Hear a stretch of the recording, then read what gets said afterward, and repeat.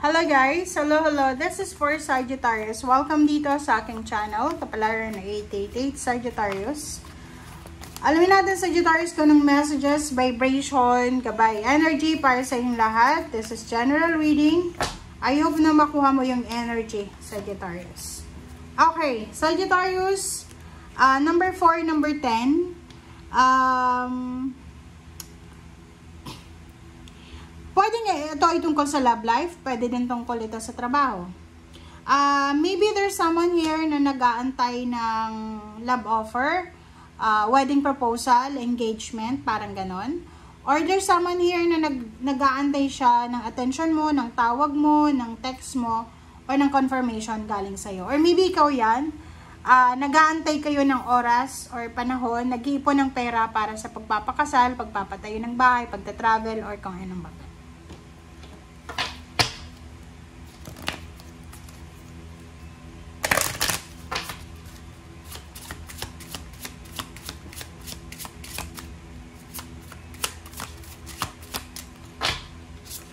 Okay, intuition. Embrace your intuition in the power of the feminine divine. Trust your inner guidance. So, sinasabi ng baraha yan dyan sa'yo, Sagittarius, na makinig ka sa sinasabi ng iyong intuition sa 2 linggong ito bago ka gumawa ng desisyon. Okay? Nakikita ko sa'yo dito ang dami-dami mong expectations, or maybe there's someone na nag-expect na galing sa'yo. Maybe you're expecting help or waiting for a help. Maybe you're waiting for job offer, promotion, or salary increase. Okay, Dana, High Priestess. So, dalawa siya. So, double confirmation yung High Priestess natin, yung intuition. Sinasabi ng baraha sa atin na you have divine knowledge that can help others through your spiritual teaching. So, mayroon ka na pagkakataon, meron kang responsibilidad na makatulong sa mga tao na nangangailangan ng guidance. Financial guidance, emotional, or spiritual.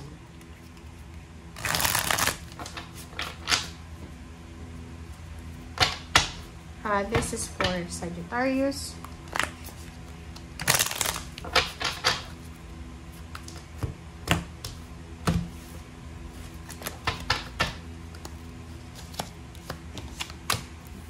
Okay, first card is Chariot, Strength,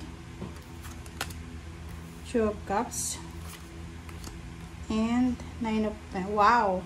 Kung makikita mo dito, ang sipag-sipag mo ang galing mo. Nakikita ko sir dito, sobra-sobra kang masipag, sobrang hardworking ang Sagittarius na to. Chariot, nakikita ko sir dito na mayroon kang target. Like for example, sobra kang workaholic, overtime ng overtime, nag-iipon ng pera. Kasi it's either nagpaplano kang magpakasal, or maybe you're expecting something, diba? Or maybe someone is expecting sa ginagawa mo. Strength card. So, yung relationship mo, nakikita ko na in progress siya. Okay? Going stronger and stronger yung relationship. May relationship dito na magle-level up, magpapakasal sila, or it's either magle-level up from being in a relationship and pwedeng sila ay magpakasal na. Married. Married life yung expectation nila. 9 of Pentacles, nakikita ko sir dito, aside from emotional happiness or emotional success or wish fulfillment, meron din dito na financial. So, lahat ng pagod, lahat ng sacrifices na ginagawa mo sa ngayon, Sagittarius, ay may kapalit yan na success. Nakikita mo tong 2 of Cups, sinasabi ng baraha sa'yo dito na lahat ng mga emotional problems, stress, rason kung bakit magulo ang relationship mo, ay maayos na yan. The Devil, this is Capricorn. Death card, reverse. And 2 of Swords. Ang nakikita ko lang dito, Sagittarius, iwasan mo kung single ka ba. Kung single ka, iwasan mo yung Capricorn. Like, halimbawa, nagkakagusto sa'yo ang Capricorn, ikaw yung nagkakagusto. You're not compatible sa Capricorn. Okay? Mag-iingat ka din sa temptation. Like, if you are in a relationship, mag-iingat ka sa mga tao na pwedeng dalhin ka sa temptation. Like, third party, ganyan, ganito. Mag-iingat ka din Sa trabaho to if may trabaho ka na, mag-iingat ka sa pagtitiwala sa mga katrabaho mo. Lalo na yung mga katrabaho mo na may mga lihim na inggit sa'yo. Kasi sobrang workaholic ka.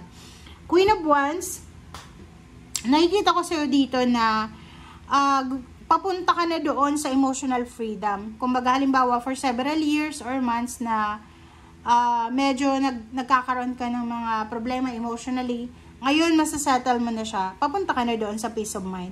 But the problem is, meron ditong kailangan matapos. Kailangan mong i-sacrifice. Wag ka nang mag-isip ng mag-isip. Sinasabi ng barahay, may mga bagay-bagay sitwasyon na kailangan mo nang alisin sa buhay mo para mahanap mo na yung own happiness mo, yung freedom mo. Like for example, may bisyo ka ba? Yung bisyo na yan, yung ginagawa mo na yan, yun yung rason kung bakit kayo nag-aaway ng asawa mo, ng boyfriend, girlfriend.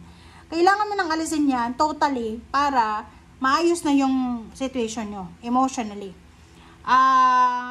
May sugal, nagsusugal, sabong, selos, mga negative, toxic na traits na ugali na kailangan mo nang alisin para matapos na yung mga rason kung bakit hindi kayo magkasundo. Okay, judgment to. Diba? Sabi ko sa'yo, decision making, you need to decide. Sinasabi ng barahay, isang exciting na desisyon. Plano ang posibleng gagawin mo na pwedeng magdala sa'yo ng maraming pera. Sinasabi ng barahay sa'yo dito na isang desisyon ang posibleng gagawin mo sa 2 linggong ito na pwedeng magdala sa'yo ng exciting twist, especially sa pera. Maraming pera, kapirahan to Like, kung yung ginagawa mo sa ngayon ay ituloy mo yan, yung tuloy-tuloy lang yung ginagawa mo, talagang malaking pagbabago ang magaganap sa'yo or makukuha mo in terms of money and relationship. Kung ano yung i-expect mo, yun. Halimbawa, panay overtime mo, panay savings mo, marami kang savings, ganyan. By the end of December or January next year, marami ka talagang mahihipon na pera. Okay? And sinasabi ng baraha, procrastination, iwasan mo na yun Make sure na gawin mo na kung ano yung mga dapat na kailangan mong gawin sa ngayon kaysa maghintay ka pa. Okay? Huwag mong sayangin yung oras, yung panahon. Huwag mong sayangin yung pagkakataon, yung youth. Like halimbawa, kung bata ka pa, nasa below 40 years old ka pa lang, huwag mong sayangin yung katawan mo na yan, na healthy ka pa.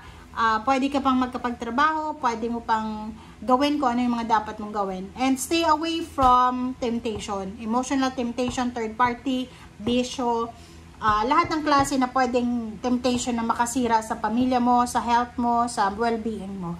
Okay? Thank you guys. Bye!